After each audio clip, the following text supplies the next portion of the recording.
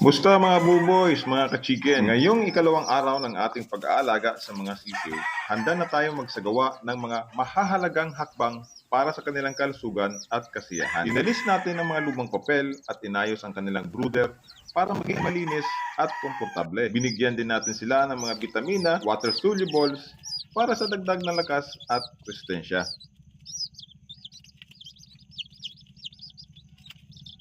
Dahil malamig ang panahon, pinalitan natin ang ilaw sa ating brooder ng mas malakas, 25 watts, upang siguruhing sapat ang init para sa mga sisiw.